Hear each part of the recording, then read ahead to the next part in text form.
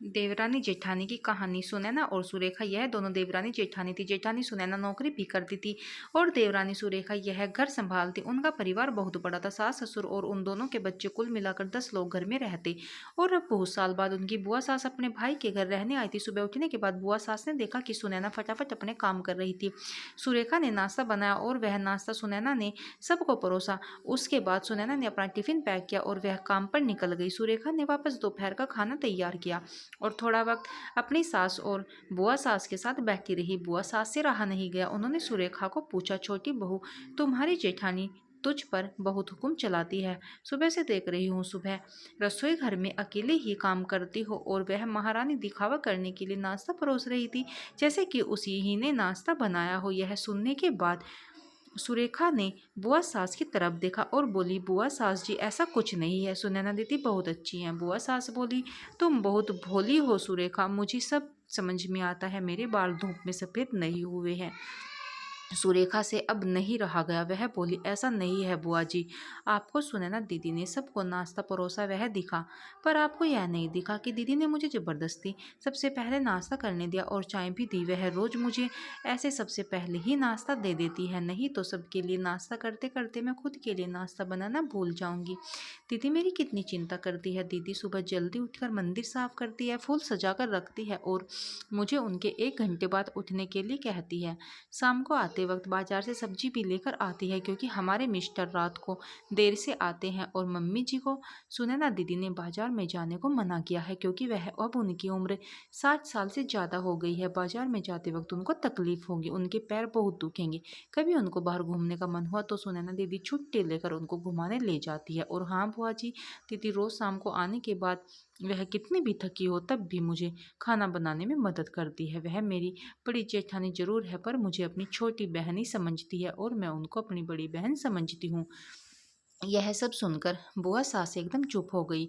उनकी चुगली सुरेखा के आगे नहीं टिक पाई। शाम को सुनैना सब्जी की थैली सुरेखा के पास देते हुए बोली, सब्जी के साथ तुम्हारे मनपसंद लेखक की किताब भी उसमें है। यह सुनकर सुरेखा खुश हो गई। सुनैना को थैंक यू बोलकर सब्जी की थैली किचन में रखकर वह अपने रूम में चली गई।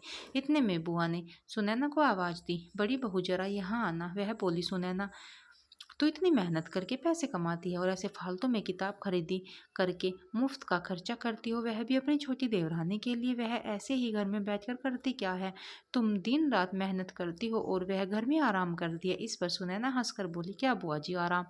और सुरेखा उसे तो कहने पर भी आराम नहीं करती। सुबह उठकर बेचारी काम करती रहती है, सबका मनपसंद खाना, मेरे और उसके मिलाकर 4 बच्चों का टिफिन सब वही तो करती है, और तब भी उसके चेहरे पर हमेशा आनंद दिखता है। सुबह की चाय पीने के लिए उसके पास वक्त नहीं रहता। दोपहर को जब बच्चे घर आते हैं तो उनका खाना, होमवर्क सब वही देखती है, इसलिए मुझे बच्चों का टेंशन नहीं है और इसीलिए ही मैं ऑफिस में मन लगाकर काम कर पाती हूँ। कुछ दिन पहले ही मुझे प्रमोशन मिला है। इसके अलावा मम्मी जी और पापा जी की दवाइयाँ कभी ख़त्म हो गई और कभी लाने की हो तो वही ध्यान में रखती है। घर में कोई मेहमान आए तो उनकी मेहमान नवाजी भी तो वही करती है। बुआ जी, घर और बच्चे संभालना छोटी बात नहीं है। इतना सब कहकर बुआ जी उनकी तो बोलती ही बंद हो गई। सुनैना कभी कोई शिकायत नहीं करती है, वह सब काम कर लेती है। वह सिर्फ पढ़ना पसंद करती है। फिर मैं मेरी छोटी बहन के लिए इतना नहीं कर सकती? मैं नहीं करूँगी तो फिर कौन करेगा? इतना बोलकर सुनैना अपने रूम में चली गई। यह सब बोलना सुनैना की सास पीछे खड़े होकर सुन रही थी। वह बुआ के पास आई और बोली, जीजी, यह दोनों देवरानी जेठानी जरूर हैं, लेकिन इनका रिश्ता 2 सगी बहनों से ज़्यादा पक्का है। मेरे घर की मजबूत दीवारें हैं यह दोनों। पहले मैं भी एक बुरी सास थी, हमेशा इन दोनों के झगड़ा लगाने में प्रयास करती रहती थी, पर यह दोनों के प्यार के आगे मैं भी हार गई। वैसे भी झगड़ा लगाकर नुकसान तो अपने ही घर का होगा ना। पर यह बात बुआ को समझ में नहीं आई। रुदन करते हुए कमरे से बाहर चली गई, क्योंकि उन दोनों में झगड़ा लगाने के लिए ही वह आई थी।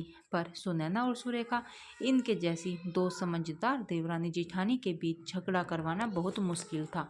तो दोस्तों, सुनैना और सुरेखा इनकी जैसे समझदार देवरानी जेठानी जिस घर में होंगे उस घर का कोई बुरा नहीं कर सकता। जिस घर में ऐसी बहुएं होंगी वह घर स्वर्ग बन जाएगा। दोस्तों, देवरानी जेठानी की सुंदर पारिवारिक कहानी आपको कैसी लगी जरूर बताइएगा। धन्यवाद।